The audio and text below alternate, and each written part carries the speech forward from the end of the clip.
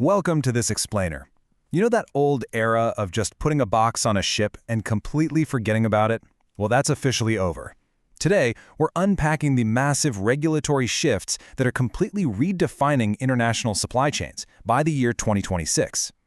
We are moving away from relatively frictionless movement into a landscape governed by intense, new environmental standards, national security priorities, and digital integrations. Simply put, if you're involved in moving anything across a border, the ground is shifting beneath your feet right now. So I really want you to ask yourself what actually happens when the entire rulebook for global trade changes in a single year. Is your supply chain actually resilient and ready for 2026, or will you be caught totally off guard when the old rules of uninhibited globalization disappear? Because as we'll see today, these aren't just minor tweaks to customs forms. We're talking about structural overhauls in major markets that will dictate who you can do business with, how much it's going to cost, and exactly how fast you can move your products. Okay, here's our roadmap for today. We're going to cover 1. The 2026 Trade Revolution. 2. Europe's Green Customs Wall. 3. China's Strategic Trade Pivot. 4. India's Digital Trade Push. And finally, 5. Global Standards and Supply Chains. Let's dive right in. Section 1. The 2026 Trade Revolution. To really grasp these new regional laws taking effect, we first have to understand a foundational shift in how international trade is even being measured. We are transitioning from simple logistics to incredibly complex environmental and data tracking. Now look at this definition of Scope 3 emissions. It is incredibly broad. Sustainability is no longer just some corporate buzzword for your website. It's a hard, inescapable regulatory requirement. Under the Greenhouse Gas Protocol, Scope 3 covers indirect emissions across 15 different categories. That means you aren't just tracking the smoke coming out of your own factory anymore. You will increasingly be held legally and financially responsible for the carbon footprint of your entire end-to-end supply chain. That includes the upstream operations of your suppliers, and get this, even the downstream use and disposal of your product by the end consumer. Moving right along to Section 2, Europe's Green Customs Wall. Right at the heart of Europe's new strategy is the Carbon Border Adjustment Mechanism, or CBAM. The concept here is actually pretty simple, but it's absolutely revolutionary.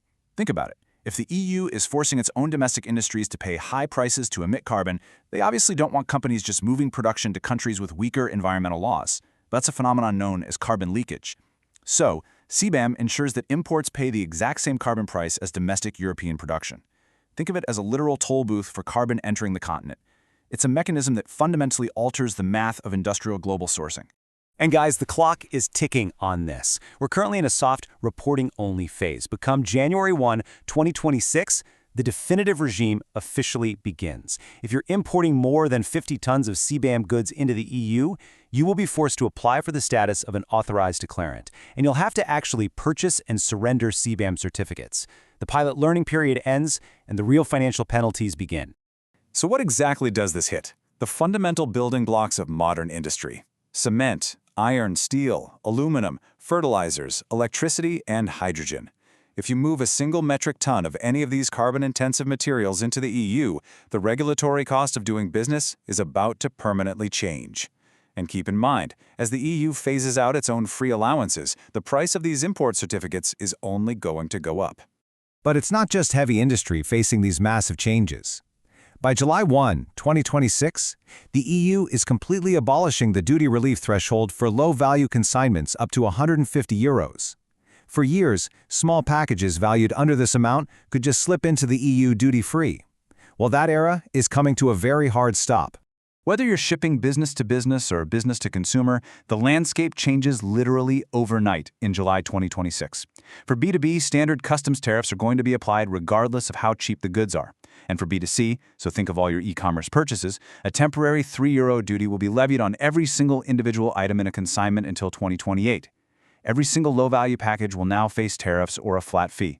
The days of cheap, tax-free micro-imports are totally done. Let's head east for Section 3, China's Strategic Trade Pivot. China's revised foreign trade law is the most consequential update we've seen since 2004. Back then, following their WTO accession, the law was all about market facilitation and liberalization, opening things up. But the 2026 revision represents a decisive shift towards strategic governance, dual circulation, and above all else, national security.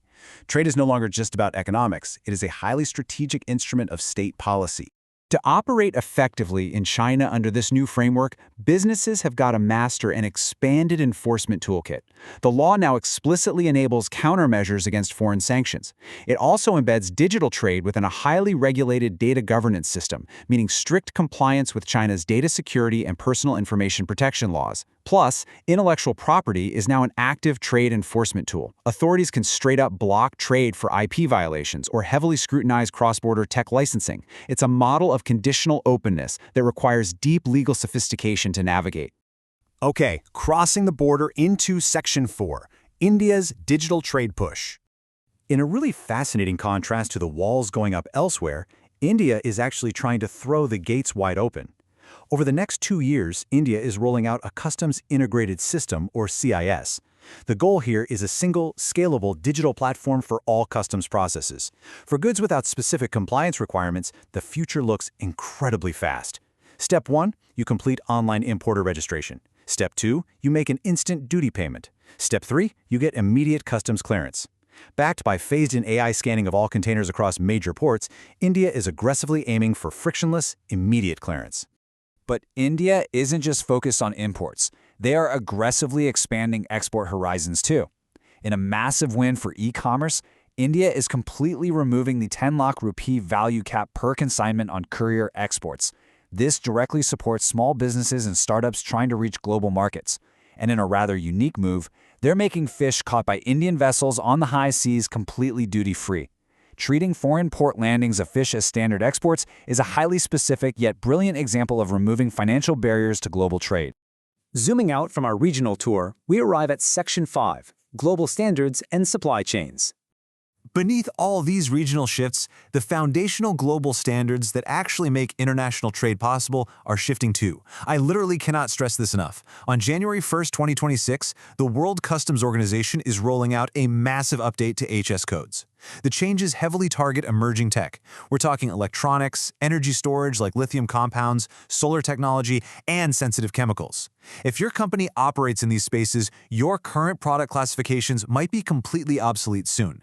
And using the wrong code next year won't just be a little typo, it will trigger severe shipment delays, incorrect duty payments, and painful audit penalties. This quote right here, while originally written about China's new trade law, perfectly encapsulates the entirely new era of global trade we're entering. Whether it's the European Union tracking your carbon footprint, China heavily scrutinizing data flows and tech licensing, or the WCO changing the very codes we use to identify goods, international trade is no longer just about finding the cheapest supplier. It is a highly strategic, incredibly rule-bound environment defined by openness, security, and order. Ultimately, what you should take away from this explainer is that the days of set-it-and-forget-it supply chains are completely dead. The global borders of 2026 will look absolutely nothing like they do today. So I'll leave you with this final question. Is your supply chain actually resilient enough to survive this massive regulatory overhaul? You need to audit your compliance, your HS codes, your carbon tracking, and your data security right now. The clock is ticking, and 2026 is closer than you think. Thank you so much for joining me for this explainer, and I'll catch you next time as we continue to decode the world around us.